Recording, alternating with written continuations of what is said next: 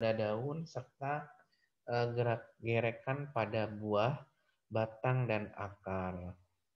Sedangkan untuk penusuk penghisap, ini biasanya ada bintik-bintik pada daun, kemudian bercak-bercak kuning, klorosis atau pucuk daun mengkerut. Ada yang meraut penghisap, kemudian ada yang mengait penghisap seperti larva diptera. Kemudian ini merupakan tipe-tipe antena serangga. Ada yang namanya ini adalah yang A disebut dengan tipe Cetaceus, di mana terdapat pada dragonfly atau disebut dengan capung, ada filiform atau ground beetle atau apa ya dari ordo Coleoptera.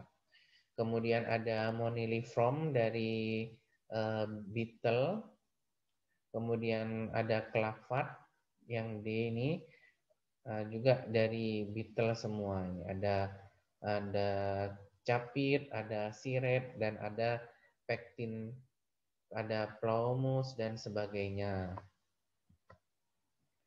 Kemudian untuk sayap serangga sendiri, sayap hanya terdapat pada serangga dewasa, sedangkan yang belum dewasa ini tidak dilengkapi dengan sayap yang sempurna. Kemudian kebanyakan serangga mempunyai sayap, tapi ada juga yang tidak bersayap. Contohnya seperti hama warang coklat, ini ada yang berakiptera dan juga ada yang tidak bersayap. Kemudian ada juga serangga yang memiliki dua bentuk, sayap pendek, kemudian tidak bersayap.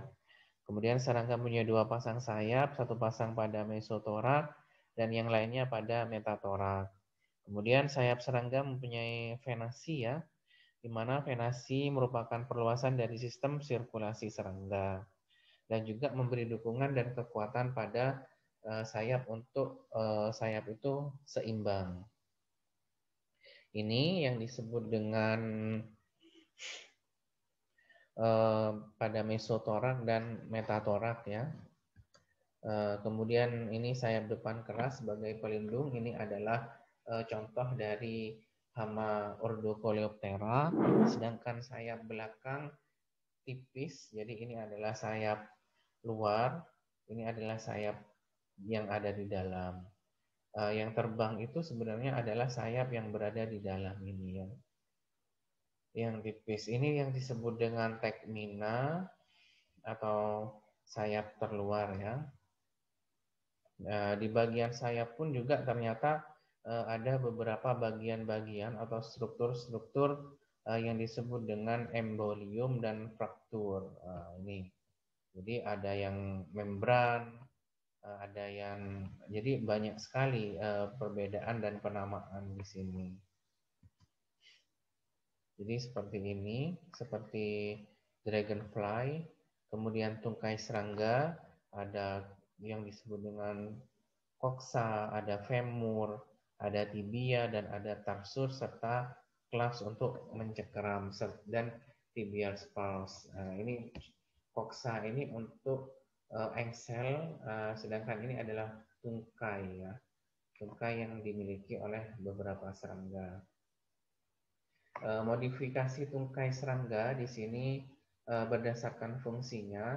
Ada tipe tungkai, ada kursorial, natatorial, fosorial, dan raptorial. Jadi ini memang ada fungsi-fungsinya untuk berjalan, untuk berlari, untuk loncat, berenang, menggali, dan menangkap mangsa. Jadi ini berbagai macam bentuk tungkai yang dimiliki oleh serangga. Di sini ada serangga air, aquatic insect, dan ini adalah anjing tanah.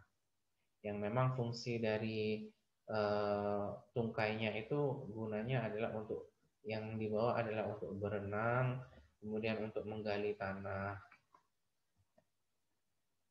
Ini untuk meloncat, dan ini untuk menyergap mangsa. Jadi yang fungsi dari masing-masing tungkai.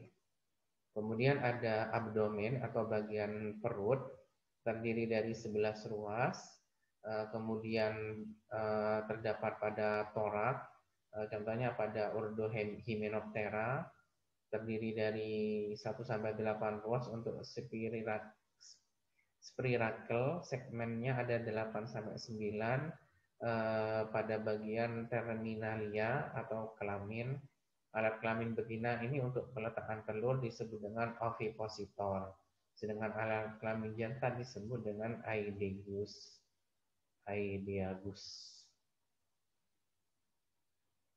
Jadi ini yang disebut dengan ovipositor.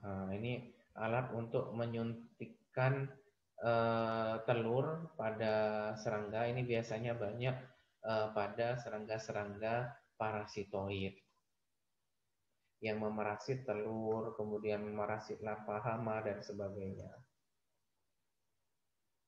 Kemudian perkembangan ini ada embrionik atau di dalam telur, ada ovipar, ovovivipar, dan vivipar.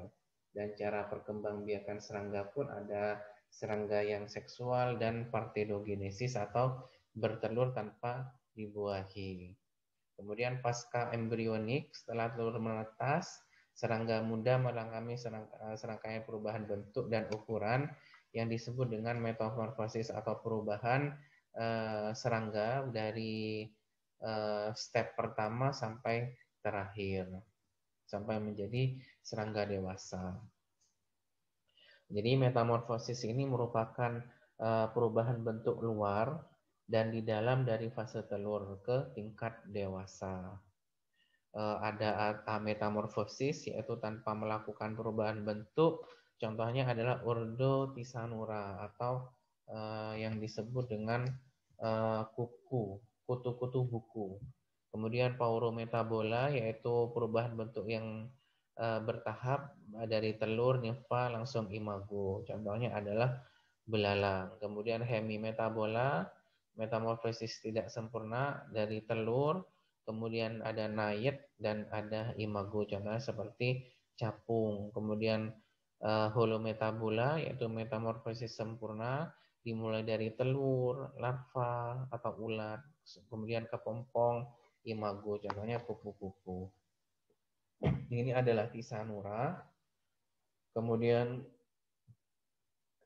Paurometabola, ini adalah kinjeng ya. Ini adalah holometabola. Lepidoptera yang sempurna dari telur, larva, pupa, kepompong sampai serangga dewasa. Jadi itu saja untuk perkuliahan